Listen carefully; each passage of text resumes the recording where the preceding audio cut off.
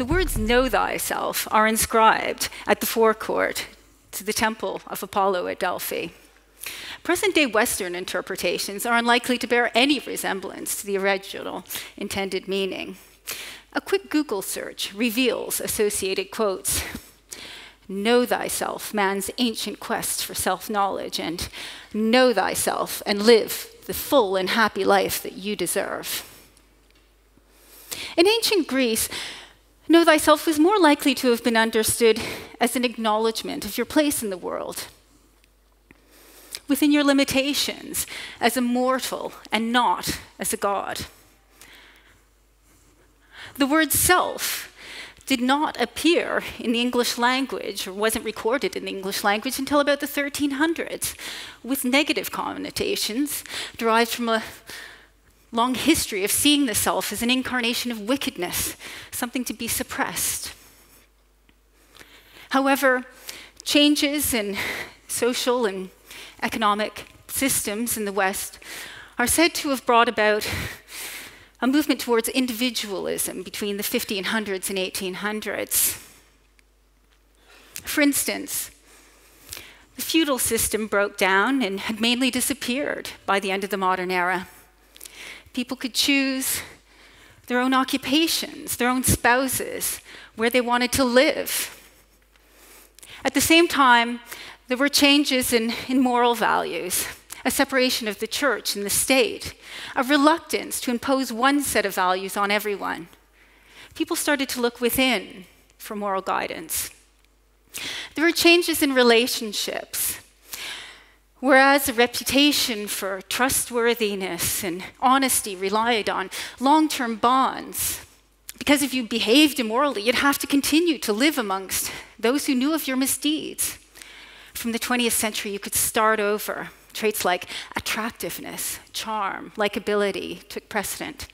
The Oxford English Dictionary cites the first appearance of the words self-perception and self-searching in the 1600s, self-exposure and self-doubting in the 1700s, self-expression and self-presentation in the 1800s, self-reflecting and self-worth in the 1900s. The lexical hypothesis states that the meaning that we share is reflected in the language that we use.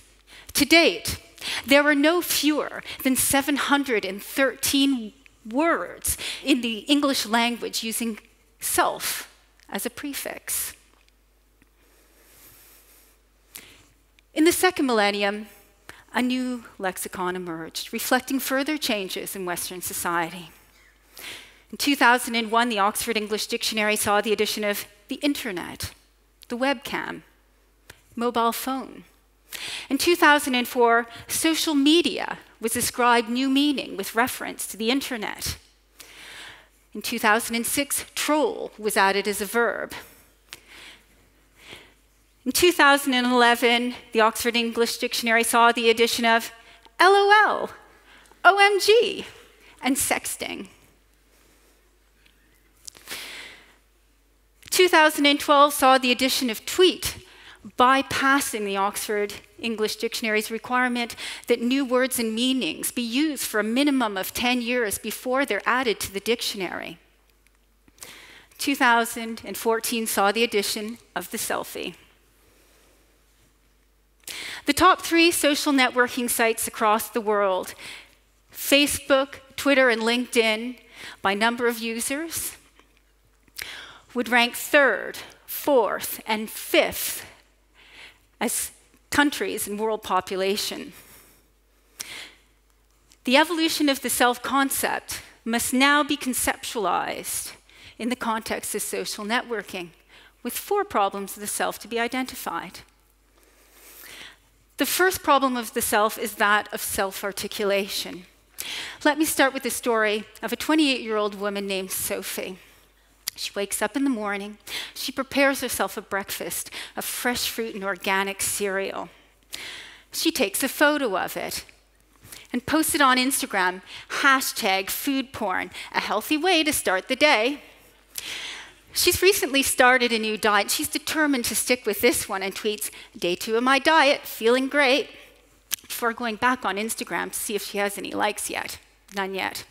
She looks to see if anyone's tagged her and sees that her boyfriend Jack has posted a photo of them from the night before, celebrating their first-year anniversary. Sophie quickly likes it.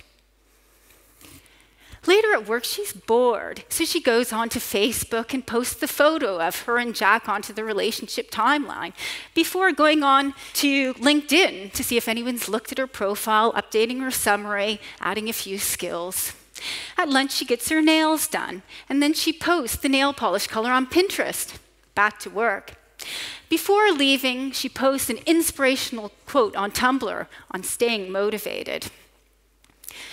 Western society presents us with the opportunity to create an autonomous, self-determined, fulfilled self. We are motivated to construct and maintain a self that is attractive, competent, and worthy of admiration.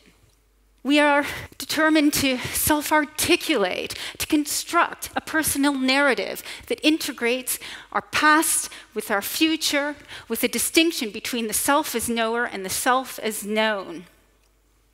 Impression management theory refers to the process by which we try to tacitly control the inferences that people make of us by selectively presenting sides of the self that will result in outcomes that we'd like, while selectively minimizing those aspects of the self that are inconsistent with those impressions that we want others to manage.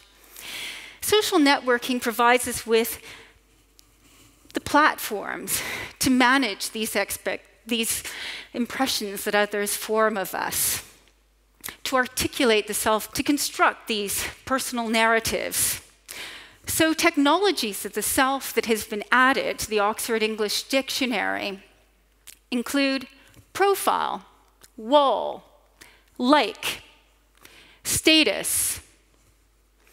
These are words that have been imbued with new meaning as a result of Facebook, according to the Oxford English Dictionary, and then, of course, the selfie.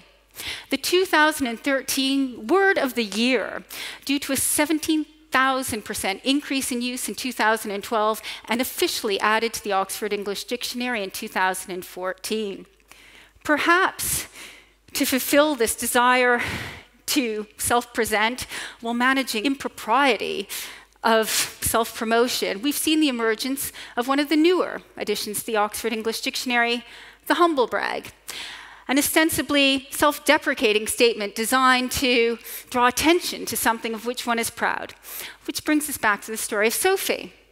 She tops off the evening by going out to a bar with her friend Katie. She pauses, takes a duck-faced selfie of herself and tweets, "I look awful tonight, so why have so many people brought me drinks?"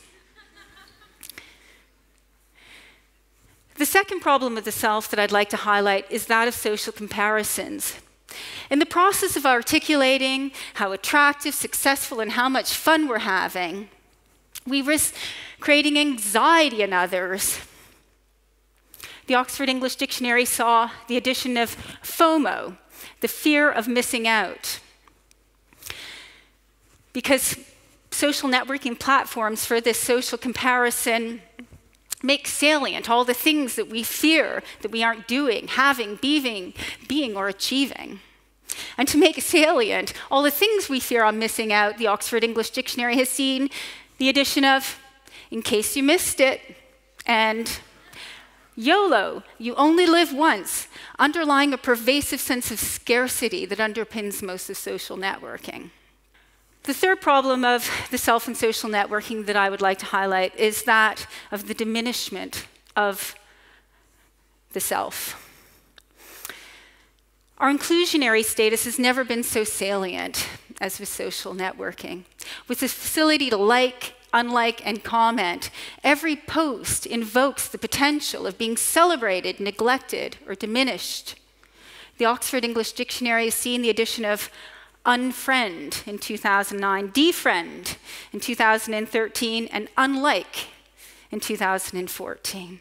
The pressure to be attractive, competent, worthy of admiration is such that some may feel the self to be a burden and perhaps seek pathways to escapism. Roy Baumeister has charted an increase in escapist behaviors designed to reduce self-awareness, increases in binge eating, alcohol abuse, masochism, in line with a rise in individualism. The Oxford English Dictionary saw the addition of in real life, perhaps as a delimitation of the real from the virtual as unreal. Anonymity has been shown to have a disinhibiting effect. Social psychology has shown many examples of this. Zimbardo's Stanford Prison Experiment, most notably. Freed from the constraints of personal identity, socially deviant behavior flourishes. The Oxford English Dictionary has seen the addition of the cyberbully, troll, sock puppet, a fake self-serving identity online. And then there is the issue of online shaming, the supermarket rant, the inappropriate joke on Facebook, the photo meant just for your boyfriend. From public humiliation to collective outrage, the social responses and active defines the moral boundaries by hanging shame on those who are perceived to transgress moral boundaries. The Oxford English Dictionary has seen the addition of keyboard warrior with the trending term revenge porn. There are currently 2.09 billion people, or 2.09 billion active social media accounts. Globally, more than half of the average 4 hours and 25 minutes spent online are being used on social networking sites. More than 3 billion people access the internet using different devices, with 1/3 of all web pages being served to mobile phone devices for instant access. In 2014, the number of people who use Facebook, who also use LinkedIn, Pinterest, Twitter, and Instagram, has doubled from the year before. So it's no wonder that the word hyperconnected has been added to the Oxford English Dictionary. FOMO, the fear of being offline, is a trending term, with digital detox being officially added. Behaviorists were the first to the party to try to explain the addictive nature of social networking. They did an experiment with rats in which they had to press a lever to get food. In one condition, every time the rat pressed the lever, they got food. In the other condition, whenever they pressed the lever, they only sometimes got the food. The latter was much more addictive. Because the rat couldn't rely on getting the food every time it pressed the lever, it pressed it compulsively. Such variable reinforcements have been used to explain addictive behaviors like gambling. You put your money in the slot and only sometimes win. Likewise with social networking, you hear your phone bleep, you know that more likely than not it's going to be a bit of junk, little interest, but it might not be. It might be a message from someone you fancy or an offer of a new contract, so the compulsion is there to check just in case. More recently, psychologists have been pointing to the dopamine addiction feedback loop. Dopamine is a neurotransmitter in the brain which has been implicated in the seeking of rewards, of the wanting of rewards, but not for the liking of them, or even for learning new likes and dislikes. No, the dopamine systems are thought to account for the relentless and the compulsive and the joyless device checking, and even the continued search, even after the email, the message you were waiting for finally comes through. Like drinking salty water, the thirst is never quenched. So, what does the future hold? Are we going to become any less individualistic? The current trends suggest not. The landscape of your online experience is very likely to be different than mine. I've recently looked into flights to Canada, and since then, The borders of my mobile phone and desktop screen has been populated with advertisements, with flights to Canada and Canadian products. Facebook's privacy policy states that cookies are used to make advertising more effective. But perhaps one unintended effect of this is to reinforce this solipsistic worldview. Social psychologists have long recognized the false consensus effect, which is cognitive bias, which is where people tend to see their own behavior as typical. We tend to seek out the company of people who are similar to us because this reinforces our own worldview. And the nature of online advertising is likely to reinforce this false consensus effect. It is expected that there will be 1/3 of the world's population using social networking, with developing countries accounting for most of this growth. More people will be online, but will they be using it in the same way? Collectivism and individualism has been cloaked as a distinction between East and West, but really it's not about borders. It's about a relational orientation, with collectivism being an orientation outward, whether to the family, to the nation or state, and individualism being a focus inward to the self, indeed a celebration of the self. One theory is that collectivist cultures tend to be more rural, poorer, less technological, and individualistic cultures tend to be more urban and affluent and more technological. And the underlying theory is that with fewer resources to go around, people are more motivated to share. But with increasing affluence and more urban living, that people move on to becoming more individualistic. Indeed, this may account for the rise in individualism in the West. Recently, psychologists have analyzed more than 270,000 Chinese language books between a period from 1970 to 2008, a period of rapid urbanization and economic growth.